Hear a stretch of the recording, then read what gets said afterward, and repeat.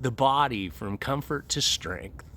There's a sacred honesty that lives in the body, and it doesn't negotiate, it doesn't sugarcoat, and it never lies. The body is truth made tangible.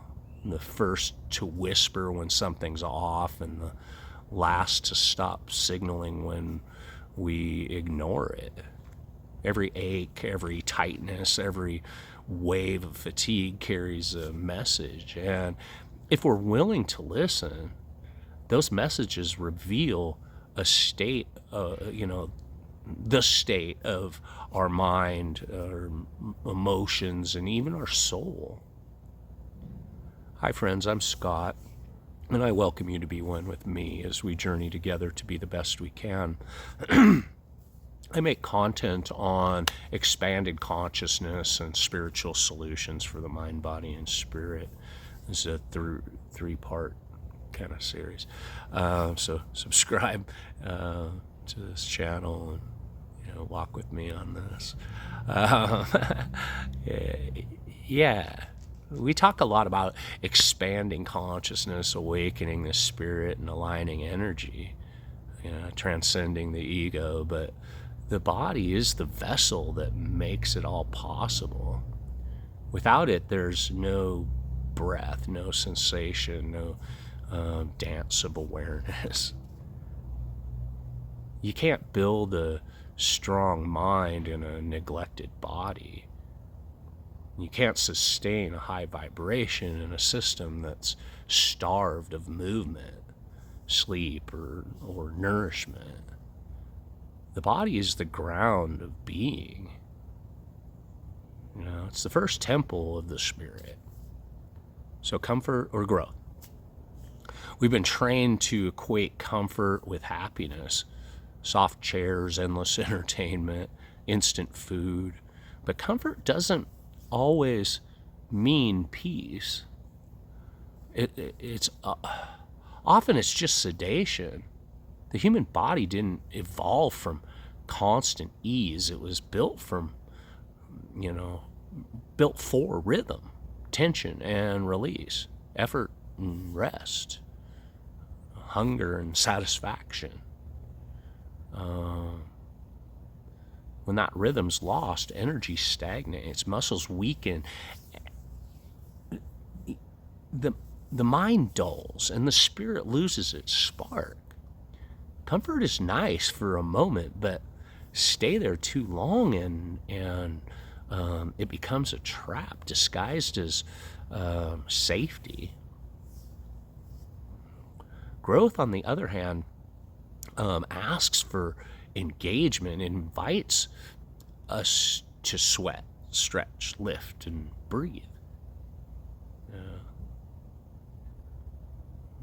Breathe through resistance. When we push past comfort, something in us remembers, I'm alive. When was the last time you felt fully alive in your body? Not just comfortable, but awake. Take a deep, slow breath and feel your ribs expand and your lungs fill and your heart pulse. Notice the aliveness, beneath the surface. That's not just biology. That's awareness emanating from the body. Movement is medicine. Every culture that's kept its spiritual fire alive knows this. Movement is sacred. In yoga, the asanas aren't about flexibility. They're about aligning energy so prana can flow. Qigong movement refines the qi, the life force that circulates through every organ. In dance rituals, the body becomes prayer in motion, dissolving thought into rhythm. modern cultures have forgotten this. We've traded vitality for convenience. We sit in boxes and stare at screens and eat in cars, and we call it normal. But the body doesn't agree. It's screaming for motion. Not the kind that counts calories or chases aesthetics, but the kind that reconnects with your aliveness. Exercise isn't punishment for eating. It's gratitude for existing. It's the body's way of celebrating the miracle of motion, of reclaiming the animal intelligence that's been numbed by sitting, scrolling, and overthinking. Next time you move, walk, stretch, lift, do it consciously. Feel your breath sync with your motion. Notice the strength, the balance, the awareness, awakening, in every muscle. That's your spirit grounding itself through action. Then there's the lie of being tired. We say, I'm tired, but often it's not the body that's tired. It's the spirit starved of inspiration. Physical exhaustion and spiritual depletion feel similar, but they come from different sources. One can be healed by rest. The other requires renewal. When you're unmotivated, distracted, or anxious, that's often not laziness, it's energy misalignment. You might be feeding the body while starving the soul. True rest doesn't come from lying down, it comes from reconnecting with purpose, from engaging in what energizes, not what numbs. Here's a reality check. Endless scrolling isn't rest. It's consumption masquerading as recovery. Your phone is a slot machine for your attention, a dopamine dealer keeping you dependent on the next hit of distraction. Each hour lost here is an hour robbed from your dreams. If you feel drained, ask yourself, is my energy being used or drained? And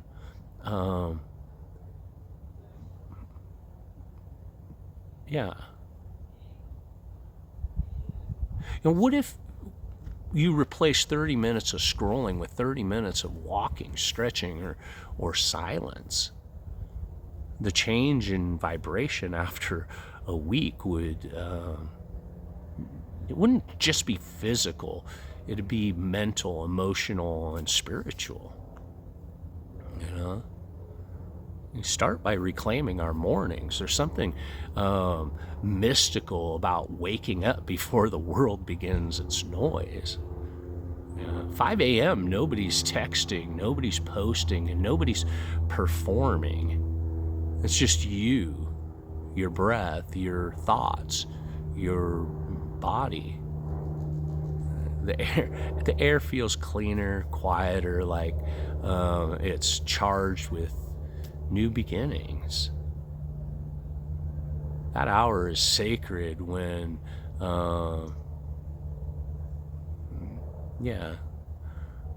it's where creativity, clarity, and spirit awaken. The morning light isn't just illumination, it's initiation. You meet yourself in that silence, you meet true truth before the world distorts it. Try it for a week. Wake up before the sunrise. Stretch your body. Breathe deeply. Maybe journal or sit in stillness. Don't look at your phone. Don't plan your day yet. Just be. And let your energy gather before the world pulls it apart. You'll feel the difference. Not just in your focus, but in your sense of purpose. Discipline is freedom. There's a reason monks, athletes, and artists all value discipline. Not as restriction, but as liberation. Discipline builds structure so your energy can flow freely. Without it, the body and the mind scatter. With it, they harmonize. When you eat clean, sleep consistently, and move intentionally, your body becomes a reliable instrument for awareness. You stop fighting fatigue. You stop negotiating with procrastination. You stop needing motivation because your system is primed for alignment. The irony is, the more disciplined you become, the freer you feel. Freedom isn't just doing whatever you want. It's being aligned with that you want and what's good for you. It's choosing what nourishes over what numbs. Where in your life do you confuse comfort for freedom? And what small act of discipline, constant sleep, hydration, breath work, could transform how you feel every day? And there's a truth that the body holds. It doesn't lie. It holds memory long after the mind forgets. Every emotional wound leaves an echo in tissue, fascia, posture, and tone. You can tell a person's story not by their words, but by the way they carry themselves. Shoulders tight from self-protection, jaw clenched from unspoken anger, chest sunken from heartbreak. Healing isn't just mental, it's physical. Trauma isn't released by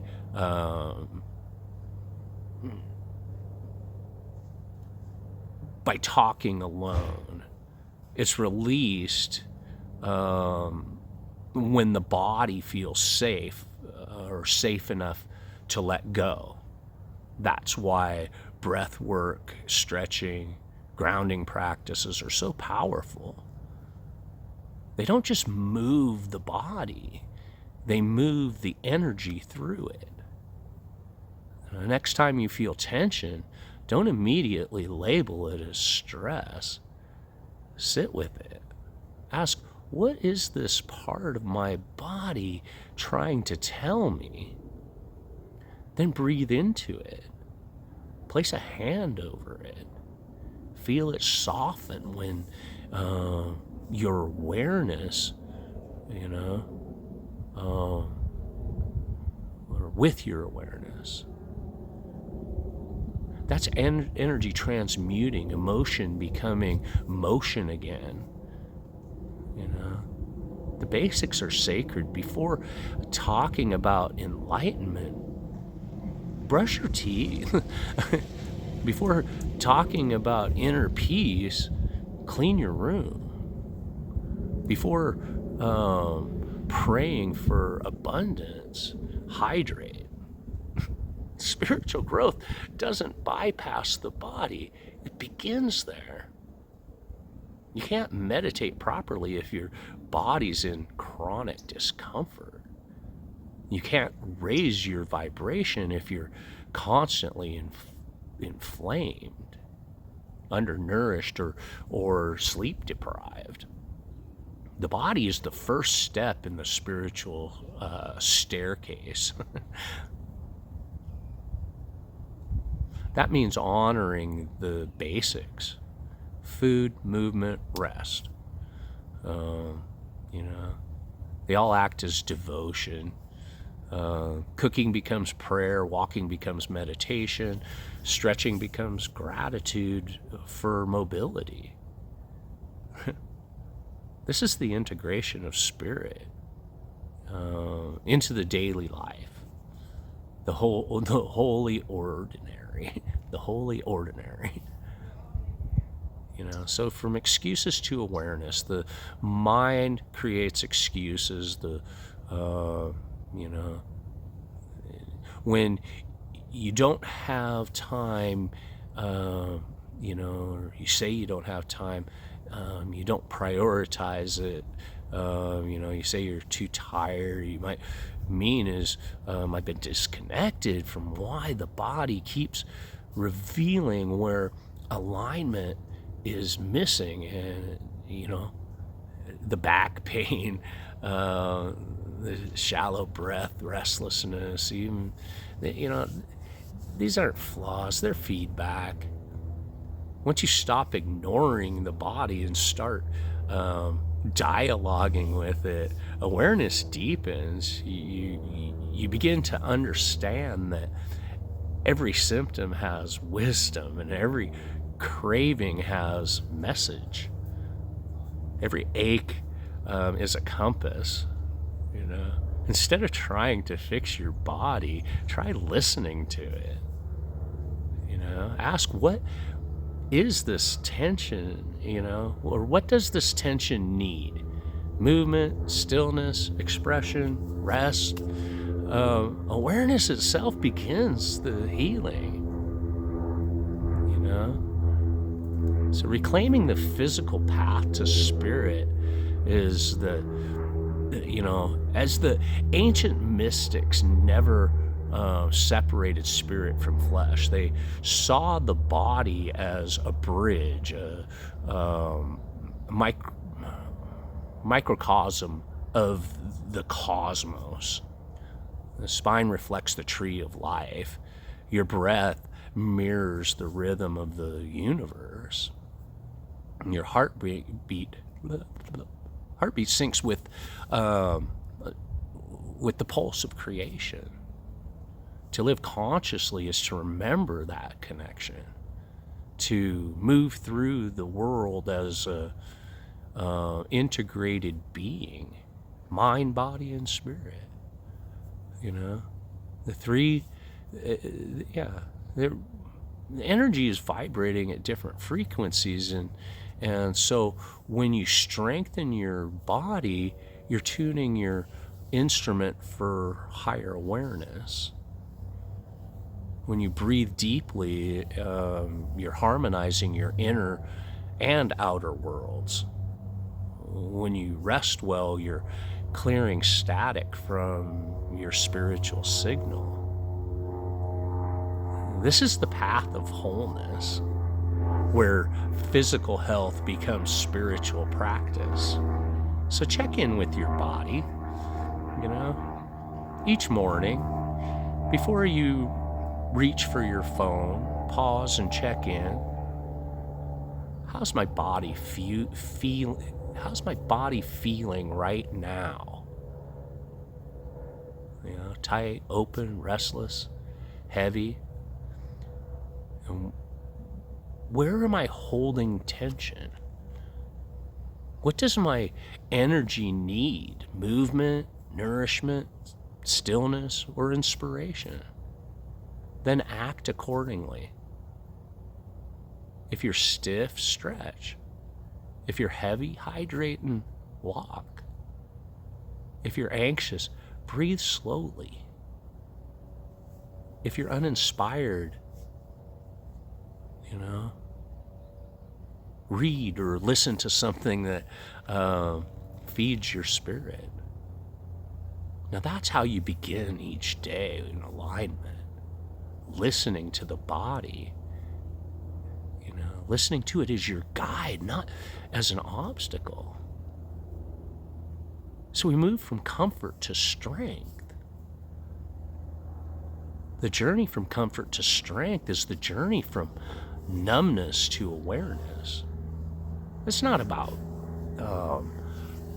pushing yourself to extremes. It's about showing up consistently for the vessel that carries your consciousness through this life.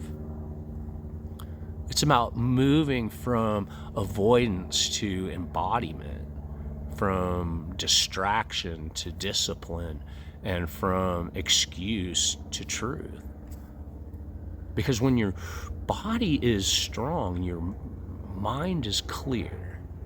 When your body is open, your spirit flows freely. When your body is respected, your energy becomes magnetic. And that's the paradox. The more you honor your physical form, the more you transcend it. You don't escape the body to reach higher consciousness. You inhabit it fully. You breathe into it, strengthen it, purify it, and through that process, you rise. So remember, stress or how do I go? Stretch or break, nourish or numb, align or drift. The choice is always yours, and your body will always tell you which choice you've made. Like and share this video and let me know in the comments about how you see the lessons, inspirations, or spiritual guidance in this video, and how you might use these suggestions in your life. Again, subscribe to this channel. More's coming from the heart for the soul. Check out one of these videos. And remember, a smile can make someone's day, and the right words may change their life. I love you. Be one with me.